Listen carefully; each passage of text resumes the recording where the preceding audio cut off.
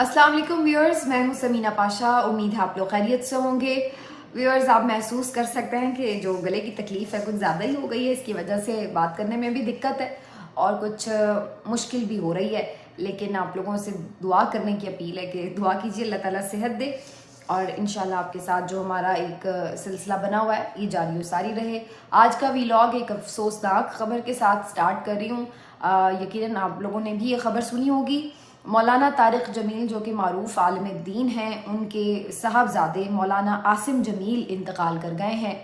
और इंतहाई अफसोसनाक ये खबर है इसलिए भी कि ये एक अचानक और हादसाती मौत है जिसकी वजह से यकीनन जो अहले खाना है उनका दुख और रंज और ज़्यादा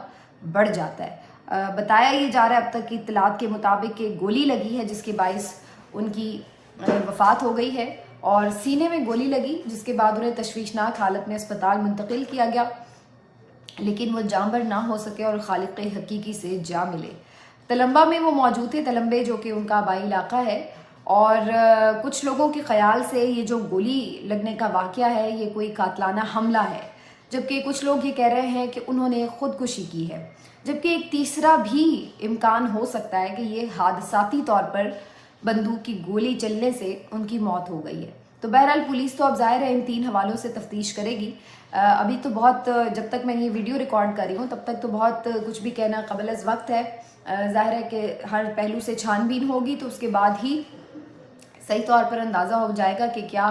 वाक़या पेश आया है। लेकिन जो अभी तक पुलिस ने इब्तदाई एक उसके ऊपर अपनी ऑब्जर्वेशन दी है तो उसके मुताबिक ये एक खुदकुशी का वाक़या लग रहा है, किसी ने मारा नहीं है एटलीस्ट। तो अब देखते हैं कि जी क्या इसमें से मज़ीद छानबीन और तहक़ीक़ात के नतीजे में निकलता है। लेकिन बहरहाल वजह जो कोई भी हो, किसी भी वालिद के लिए, वालिदैन के लिए इससे बड़ा गम नहीं होता कि वो अपनी ज़िंदगी में अपने बच्चों को जाता देखें और इस तरह से जवान मौत हो। जैसे मैं अक्सर ही जिक्र कर देती हूँ, मेरे अपने वालिदैन की तकलीफ़ मैं आज तक नहीं देख पाती और भाई के जाना, हालांकि उनकी तो एक तबई मौत थी, लेकिन इसके बावजूद भी वालिदा को जब भी मिलती हूँ, वालिद को जब भी देखती हूँ,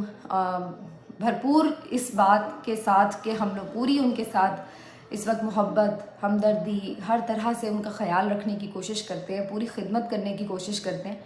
लेकिन इसके बावजूद भी ऐसा महसूस होता है कि जो उनका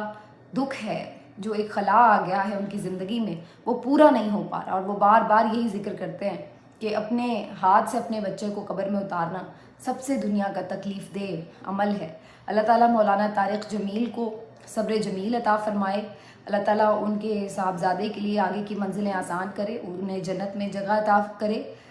मौलाना साहब बहुत ही शफीक और बड़े नरम दिल शख्सियत के मालिक हैं। अभी चंद दिन पहले ही मुझे इत्तफ़ाक़ हुआ, 12 रबीउल अव्वल के लिए मैंने स्पेशली उनका एक इंटरव्यू रिकॉर्ड किया था। बहुत उन्होंने एहतराम और मोहब्बत से, शफ़क़त से ये इंटरव्यू दिया था और आज उनकी तकलीफ़ का सोच रही हूँ तो मुझे फिर से बड़ी तकलीफ़ महसूस हो रही है। तो जी अल्लाह ताला सबको अपने हिफ्ज़ व अमान में रखे। बाकी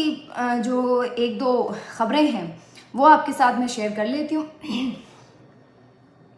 एक तो मुझे आपको ये बताना है कि जो पेशावर में पीटीआई की रैली थी, एक दफ़ा फिर से उसके ऊपर धावा बोला गया और वहाँ पर काफ़ी सारे जो कारकुनान हैं उनको गिरफ़्तार कर लिया गया और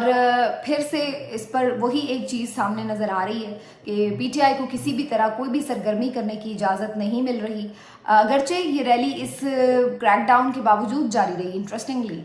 फिर भी ये रैली उन्होंने निकाली और मुख्तलिफ और गलियों से रैलियाँ निकल आईं। तो फिर अब ये तो एक प्रैक्टिस हमें नज़र आएगी, आप कितनी गलियों से, कितनी सड़कों से, कितनी पुलिस फोर्स यूज़ करके ये रैलियों को ख़त्म कर सकते हैं या उन्हें रोक सकते हैं, कितने बंदे पकड़कर आप थानों में डाल सकते हैं। तो एक सैलाब की तरह अगर कोई बाहर निकलता है तो उसके आगे बंद बांधना बड़ा मुश्किल है और यही हमने देखा कि आपने एक जगह से रैली बंद की, उनकी नहीं निकलने दी तो वो आगे चल के निकल आई और गलियों से, अतराफ से निकल आई और इलाकों में निकल आई। आज मोहम्मद में भी एक रैली निकाली गई पीटीआई की तरफ से। तो पीटीआई की तरफ से ये एक अच्छा मूव है और मेरा ख्याल है कि इस मूव को उन्हें बरकरार रखना चाहिए।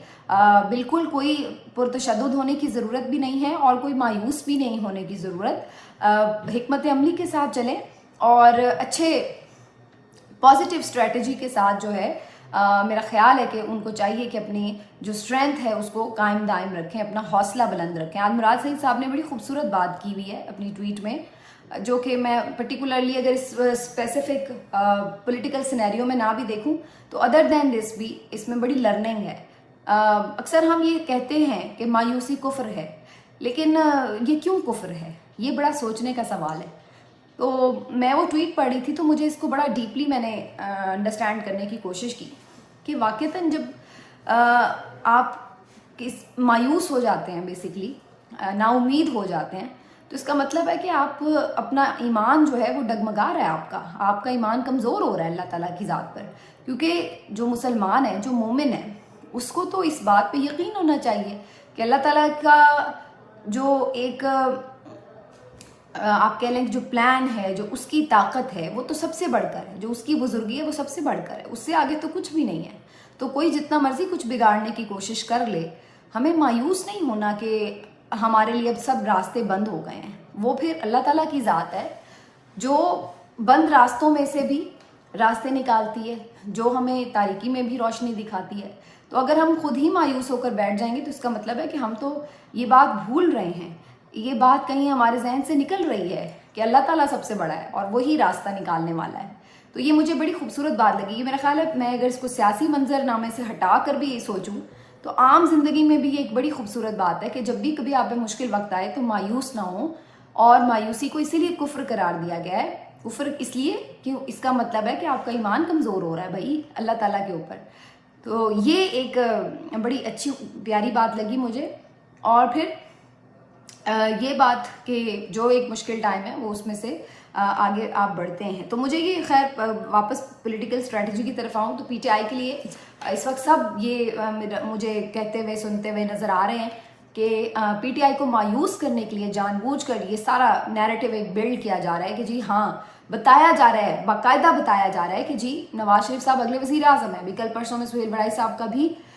دیکھ رہی تھی بیان، وہ بھی یہی بات کہہ رہے تھے کہ طے شدہ ہے کہ جی انہی کو بنایا جائے گا وزیر اعظم. اور بھی آپ کو میڈیا نیریٹو یہی بنتا نظر آتا ہے، جو عدالتیں فیصلے دے رہی ہیں اس کے مطابق بھی یہی دکھتا ہے. تو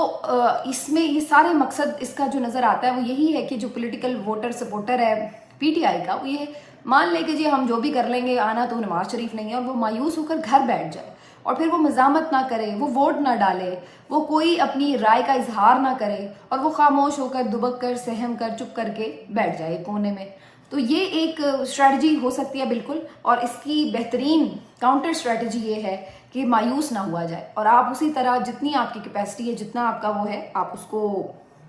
اپنے اظہار کریں. جو بھی آپ کی پولیٹیکل سپورٹ ہے، میں پھر یہ بات دہراؤں گی کہ آپ کا حق ہے کہ آپ کوئی بھی پولیٹیکل پارٹی کے ساتھ اپنا بیانیہ اگر سمجھتے ہیں کہ ملتا ہے آپ اس کی سپورٹ کر سکتے ہیں، بھلے وہ کوئی بھی پارٹی ہو. تو یہ ایک اس وقت ہمیں اجتماعی طور پر صورتحال نظر آ رہی ہے. آج مولانا نے پھر سے ایک دفعہ بڑی عجیب و غریب زبان استعمال کی، مجھے بڑی مایوسی ہوئی. اس کی وجہ یہ تھی کہ مولانا فضل الرحمان صاحب نے جو پچھلے 1-2 مہینوں میں تھوڑا بہت دکھا رہے تھے کرٹسی، اور پتہ چل رہا تھا کہ جی عمران خان کو کوئی برا بھلا نہیں کہہ رہے، کوئی اس طرح کی زبان استعمال نہیں کر رہے ان کے خلاف. اور ابھی جو حال ہی میں پچھلے ہفتے میں ملاقات ہوئی ہے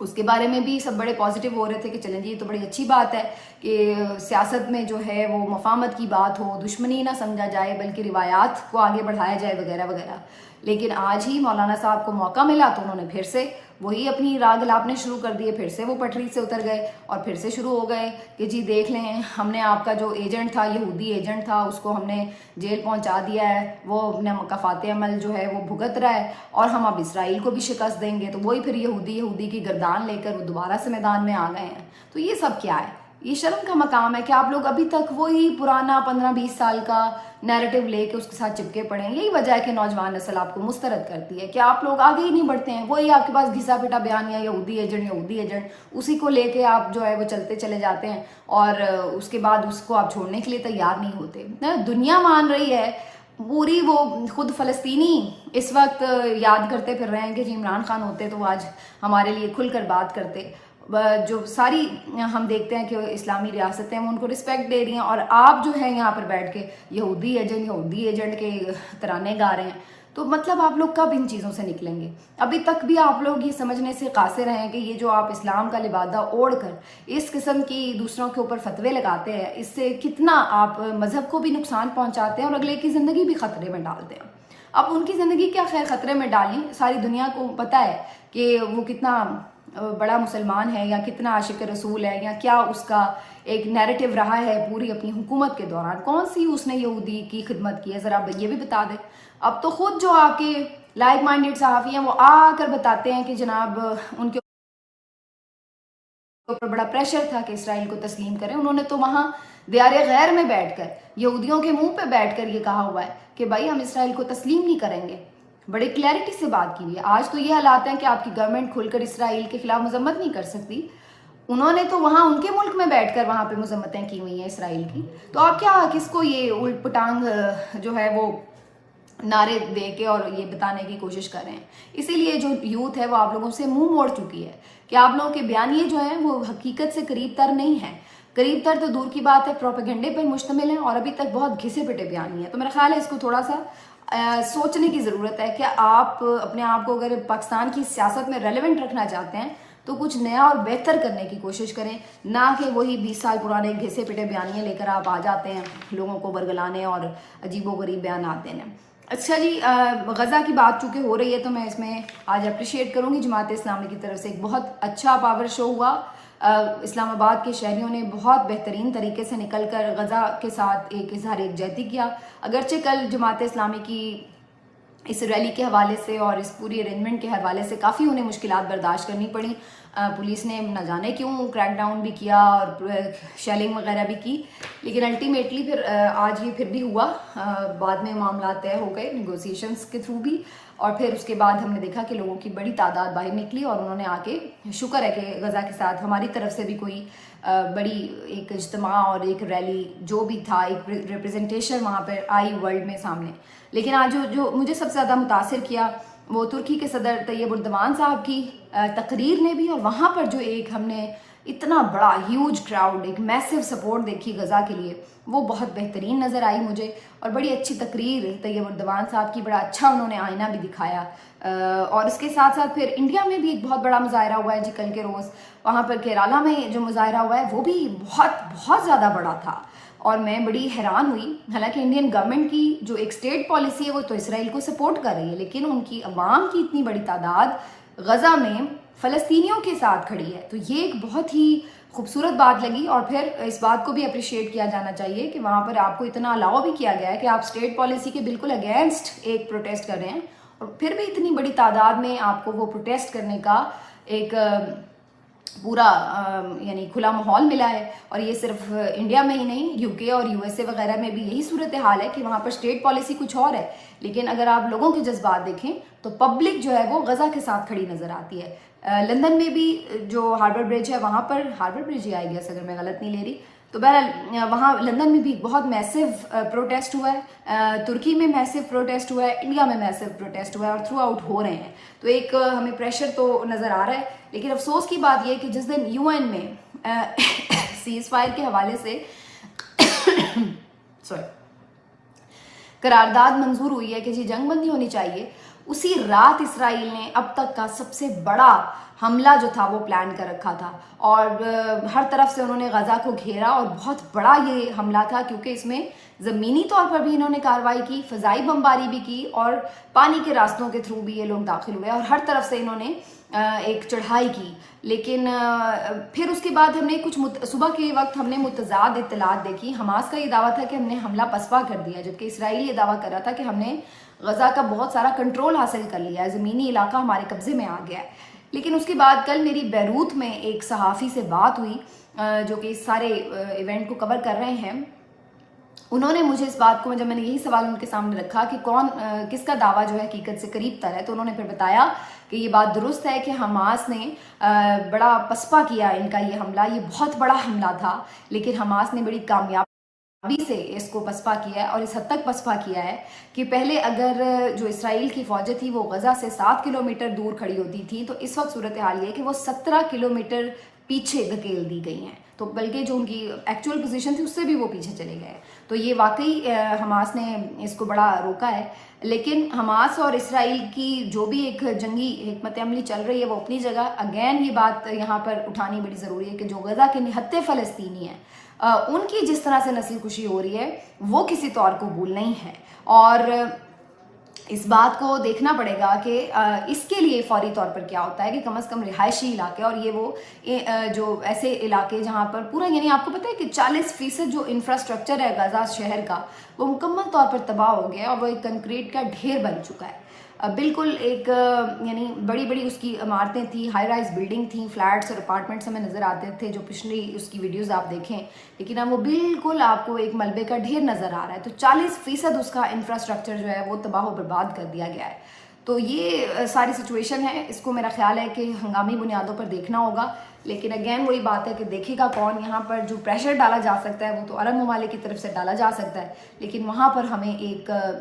عجیب سی خاموشی نظر آتی ہے. تھوڑا بہت کوئی سٹیٹمنٹ یا کوئی مذمت نظر آ جاتی ہے, لیکن عملی طور پر ہمیں کوئی ایسی اسٹرانگ عملی قدم ایسا نظر نہیں آتا کہ جس کی وجہ سے